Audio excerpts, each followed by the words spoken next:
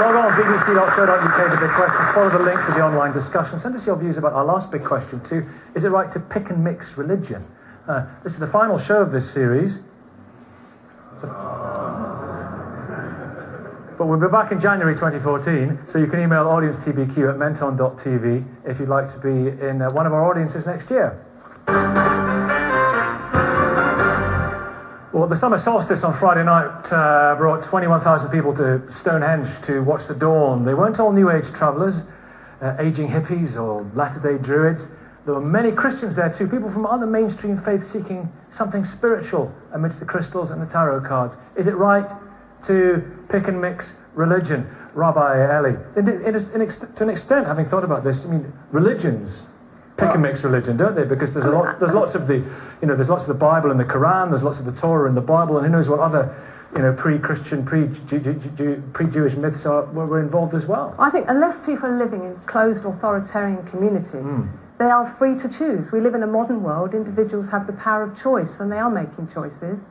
And even within a religion, not everybody does everything. They choose the things that are meaningful to them. And it's really about meaning and a search for meaning. Edit out the stuff you don't like as well. Absolutely, but it's about a search for meaning. And in fact, what we should be doing is being actually quite uplifted by the fact that people are on searches and they're interested in exploring different things because they're searching for meaning in their lives. And they may find that there are things within their own traditional community. A Jew might find a lot of things in their own traditional community, but they may find things that are not. They may find other things that are needed. For example, more contemplation. There are a lot of Jewish Buddhists. Right. People are Jewish, but they're also interested in Buddhism. If people are genuinely open and are interested in spiritual matters, why wouldn't they explore other religious paths? But then you've got those people in North London. You've got those Jews for Jesus, and they have nothing but contempt from the Jewish community there. Well, the issue of Jews for Jesus is slightly different, only because if people believe that Jesus is God, then that obviously is contradictory to the idea that there is only one God. It's picking and mixing to an extent. Well, to an extent, but what I'm talking about is not Jews for Jesus. I'm talking about people who are genuinely trying to find not another place to put themselves in a pigeonhole. Yeah. People who are genuinely interested in exploring and finding out, what do different Christians believe? What are Muslim beliefs? They want to read the Quran. They want to find out, not just being in a closed position where I'm only going to believe in what I've been told to believe. Can you be a Christian and believe in reincarnation? I hope that people will come along to the interfaith session this afternoon that's happening at the Church of the Good Shepherd in Dyke Road. It's going to be busy now. Jane Hindu speaker and myself, and also a Quaker speaker talking about getting towards truth. Carlyon Farrow. I mean, people would argue God goes way beyond religion, and religion is kind of humankind's cack-handed efforts to fathom the unfathomable. But I mean, the Catholic Church is interesting actually as a way of picking and mixing, because contraception, intrinsically evil according to popes, and yet according to one survey 69% of Catholics use contraception. That's picking and mixing, isn't it? I think when we're talking... Yes. No, think about it there, okay.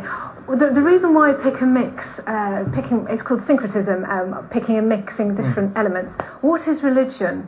It's not about us. It's about a search for meaning of life and God and truth.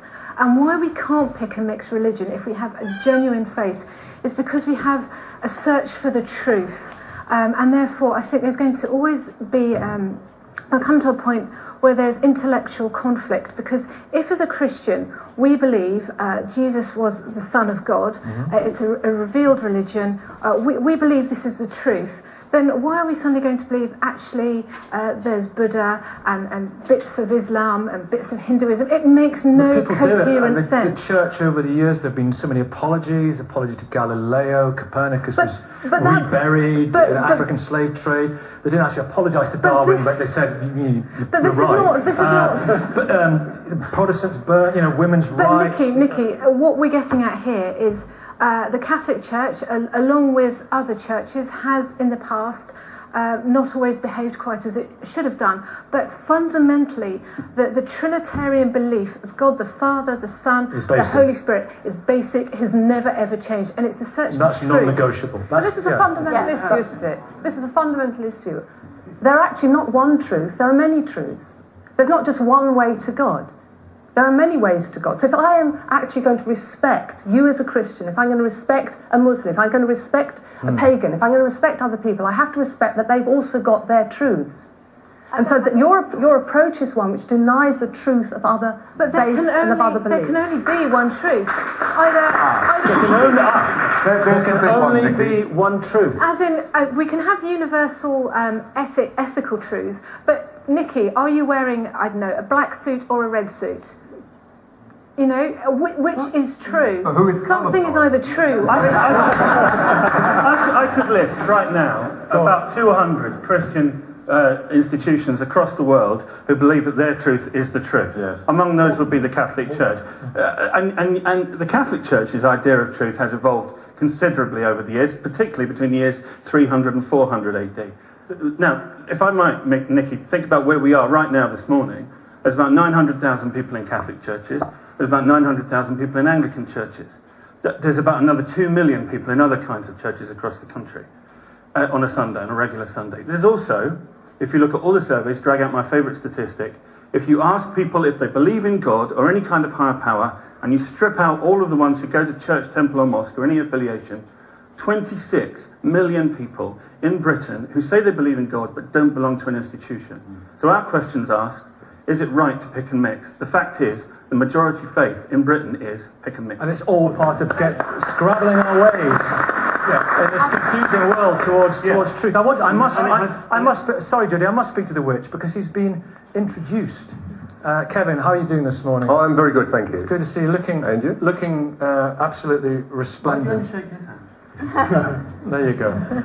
There you go. Because he's dressed up for us. He's put his witchly robes on. Let's explain briefly in a nutshell what you do. Basically, paganism in the modern age is about looking into oneself. I believe that a god and a goddess we're all part of. We worship the universal forces. You believe in God? Or? I don't believe in God as in the concept, because unfortunately, you mentioned the term religion, it means war. And 200 or 300 years ago, I wouldn't be allowed to sit here, I would have been burned at the stake, or hung in England. And there are still people here now, a lady over there, looking very lovely, I may say, who says... That's nice. That's not No, but she said, but there can only be one. Yeah. Now, I'm not here to preach or dictate my belief system. I'm here to say, this is what I believe in, as are other people here.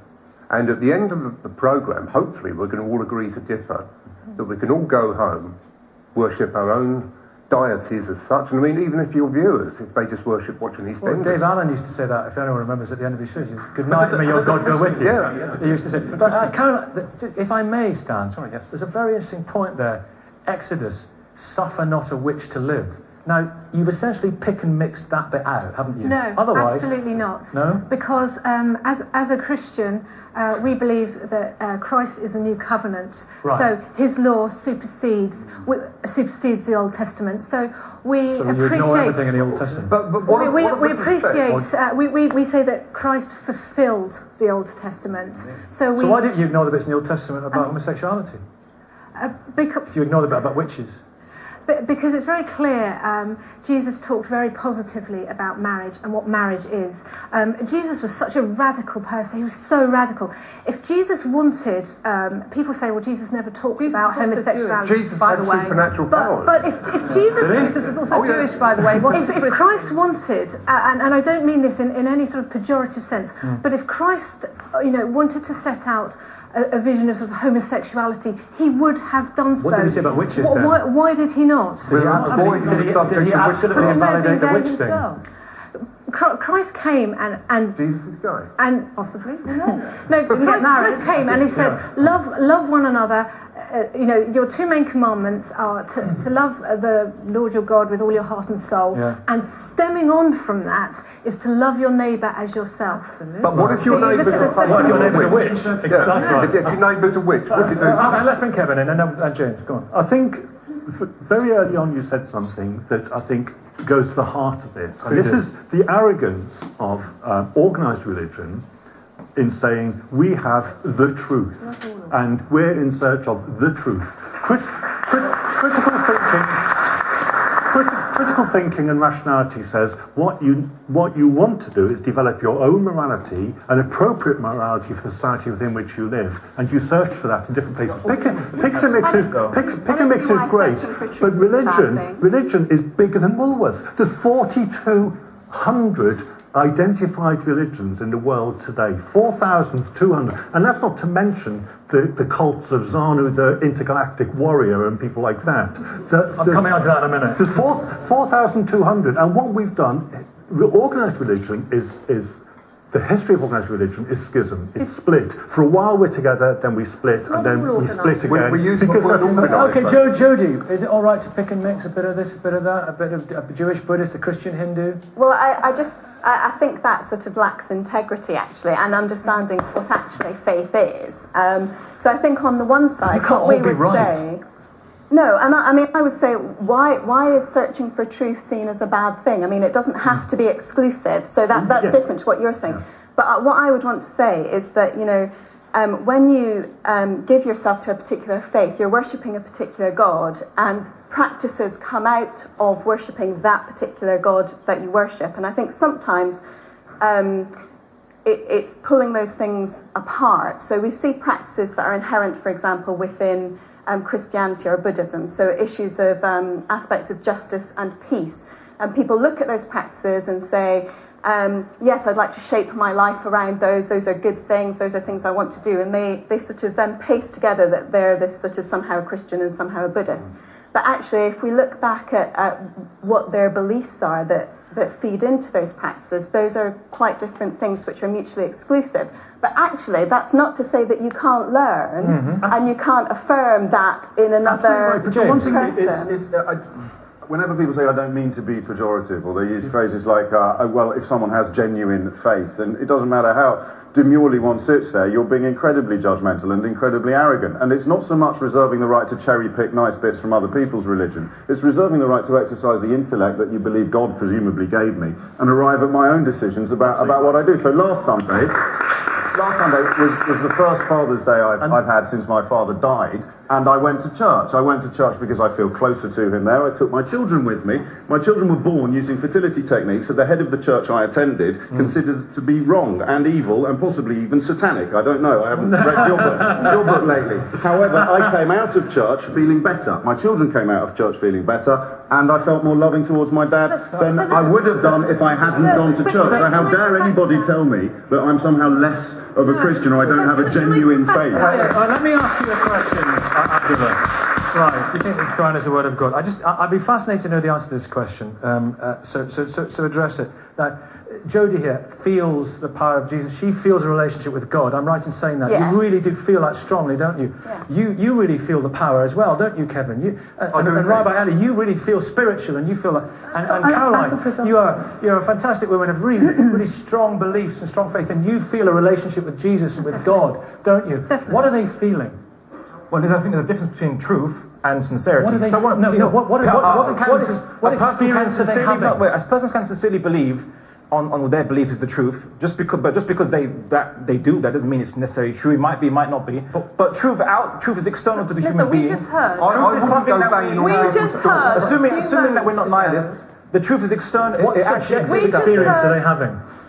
Well, I said that depends on the individual. I don't actually know those individuals. But all I'm saying is that there is a truth, and you can't pick and choose falsehood and truth and mix it together. You believe in something. And I think that in this society, firstly, people believe in absolutes. You believe that human rights is an absolute thing. Not everyone might share the liberal definition of human rights. There's other definitions. And also, there are minorities in this society which are told what to believe and what not to believe. The one thing that that hasn't been highlighted here is we're all talking about truth. And, I was really moved by what you said about going to church on Father's Day. I think it's not a question of what we believe, but why. And so when we're talking about critical thinking and rationality, I think there's a sort of automatic assumption that those of us with a very deep faith are somehow brainwashed, or we've lost the power of critical thought or rational thinking. But actually, particularly, with Catholicism, everything is joined up. And I think if there is an area of faith that we particularly have difficulty with, and we know what the flashpoints are in the Catholic Church, for example, we have to ask ourselves, which I did, why? Why does the Catholic Church teach this? Why does Islam teach that? And this is all part of the search for truth, is why. Not just saying, this is challenging, I'm going to ignore it. Thank you, Carlyon. Kevin? You've got the one thing you don't need in this equation is God. When you look at the great philosophers, the great writers, the great artists, the great scientists, you can pick and mix from all the things. You can pick from Kant, you can pick from Heidegger. You don't need to have a God in there. You can say, is that philosophy a relevant philosophy to me? And when you ask the question, Nicky, about what are people feeling, all these different people with their different truths and their different realities, what I feel is my connectedness to the people in this room. I wish everybody in this room the very best possible life they can possibly have, and I wish that they behave in a way that's appropriate to the people around them. That's what I feel when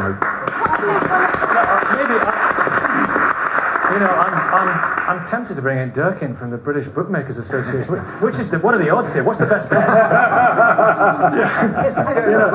Sorry, Cole, you wanted to come back. Well, only to say this, that we have, again, at least half a dozen different versions of truth around this meeting.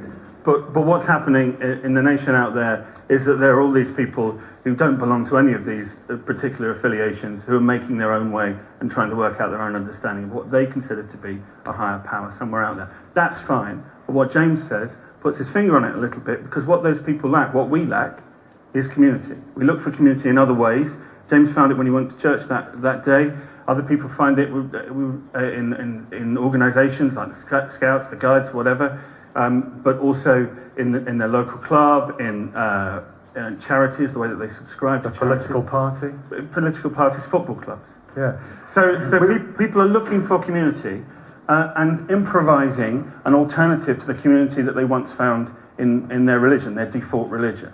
Okay. So actually, really, there's no point in the half a dozen people in the marketplace shouting louder and louder to say, I have the certainty, because people are not particularly interested in that. What they want to do is be able to mediate their own experience of God. Let me understand. Is it okay to pick and mix religion, do you think, Sam? No, it's not. The problem that certainly what Christians think is that the problem that we have with this is that the person of Jesus, because we seek to follow Jesus.